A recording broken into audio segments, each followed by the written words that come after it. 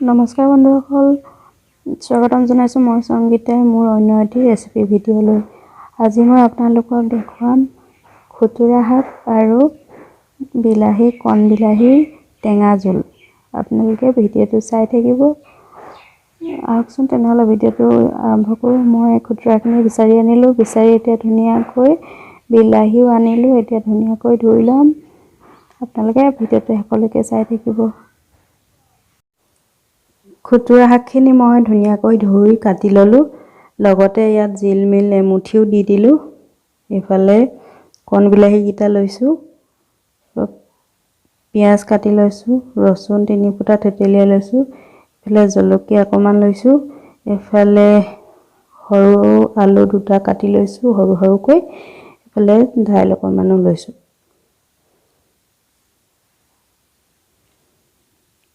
এইফালে নিমখ লৈছোঁ, জোখমতে দিম। এইফালে হালধি, এইফালে আছে ধনিয়াৰ গুড়ি, এইফালে ৰেড চিলি পাউডাৰ নিদিলেও হয়, মই নিদিওঁ, হ'লেও দেখাইছোঁ আছে ইয়াতে।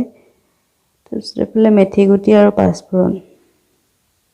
ঠিক আছে, আহক ভিডিঅ'টো আৰম্ভ কৰোঁ। আপোনালোকে শেষলৈকে চাই থাকিব। কেৰাহী গৰম হ'ল। মই এতিয়া ইয়াত তেল দি দিম। তেল কমকৈ দিম। অকণমান বইলৰ ধৰণে বনাম।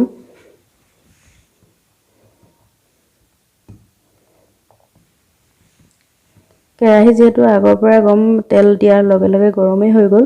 এতিয়া মই এয়া পিঁয়াজ দি দিছোঁ। দেখিছেনে?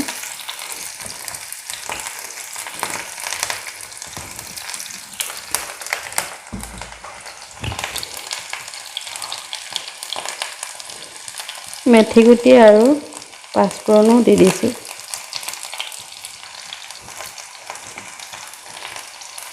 এইফালে ৰচুন কেইফুটাও লগতে দি দিছোঁ। এতিয়া দি কোবতে লৰাই দিম।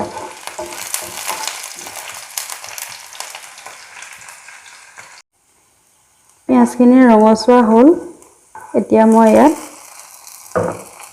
খুতুৰা আৰু জিলমিল শাকখিনি দি দিম।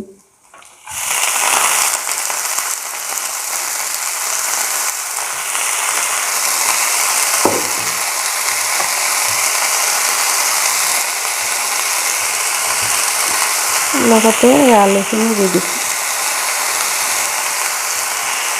আমাৰ পানী ইয়াত অলপ বেয়া, ফিল্টাৰ কৰিলেও ইমান ভাল নহয়। আলু দেখিলে ৰংটো অকণমান ৰঙচুৱা পৰাৰ দৰে হৈছে। এতিয়া মই দাইলখিনি তাতে দি দিম।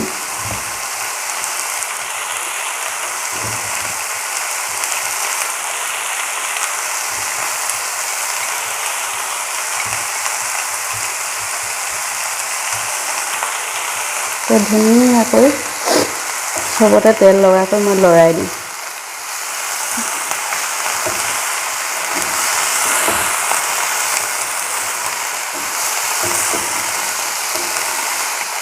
দেখিছে চবতে তেল লাগিছে।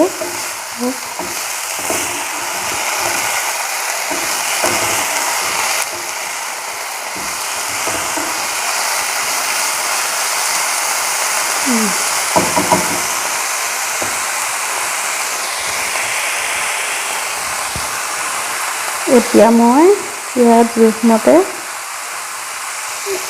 নিমখ দি দিম।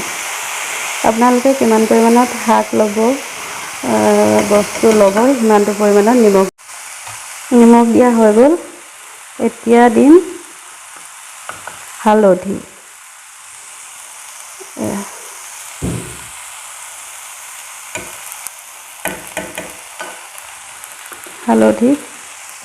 এতিয়া মই ধুনীয়াকৈ লৰাই দিম।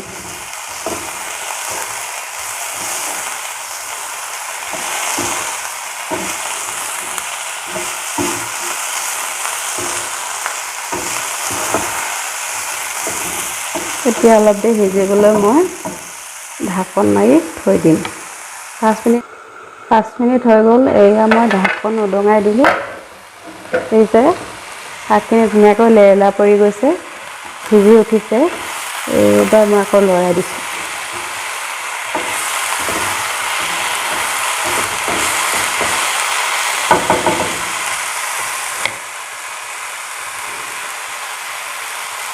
এইবাৰ বিলাহীকেইটা দি দিছোঁ ইয়াত।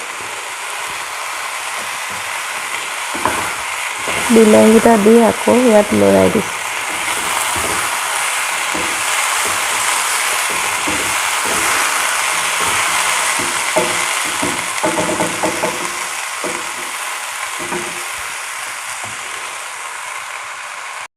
এতিয়া মই ইয়াত পানী যোগ কৰি দিম।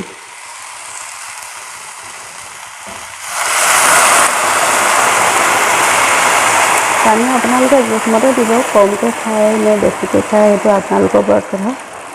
আমাৰ মানুহো নাই, অকল 2জন আছোঁ, সেয়ে পানী বহুত বেছিও দিয়া নাই, ইমানটো পৰিমাণতে খাম, সেইকাৰণে বেছি পনীয়াও নকৰোঁ। আপোনালোকে পনীয়া কৰি খায় নে ডাঠ কৰি খায় সেইটো আপোনালোকে পৰিমাণত পানী দিব। ঠিক আছে, মই এতিয়া ইয়াক সিজিবলৈ দিম। গেছৰ ফ্লেমটো হাই কৰি দিম।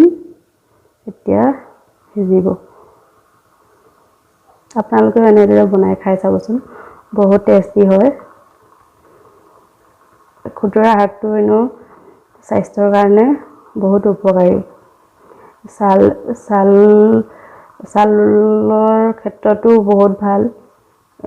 সৰু ল'ৰা ছোৱালীৰ স্মৃতি শক্তি বৃদ্ধি কৰাটো এই খুতুৰা শাকটো বৰ উপকাৰী। আপোনালোকে খাবচোন। এয়া দেখিছেনে কিমান ধুনীয়াকৈ সিজি উঠিছে। খাবলৈ বহুত সোৱাদ লগা হয়। আপোনালোকে এইদৰে বনাই খাই চাবচোন।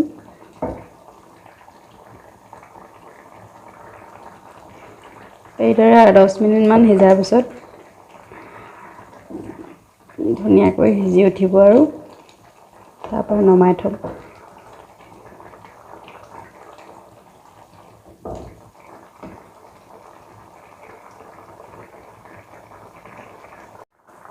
এয়া আমাৰ খুতুৰা শাক আৰু কণ বিলাহীৰ তৰকাৰী ৰেডি হৈ পৰিছে।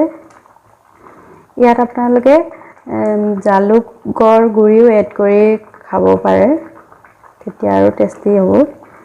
মই এনেদৰেই বনাই খাওঁ প্ৰায়। বাৰীৰ সতেজ খুতুৰা শাক স্বাস্থ্যৰ কাৰণে বহুত উপযোগী, সেয়ে মাজে মাজে বনাই খাই থাকোঁ। যদিহে আপোনালোকে মোৰ ভিডিঅ'টো ভাল পাইছে, লাইক কৰিব, কমেণ্ট কৰিব আৰু ছাবস্ক্ৰাইব কৰিব, লগতে শ্বেয়াৰো কৰি দিব। নমস্কাৰ।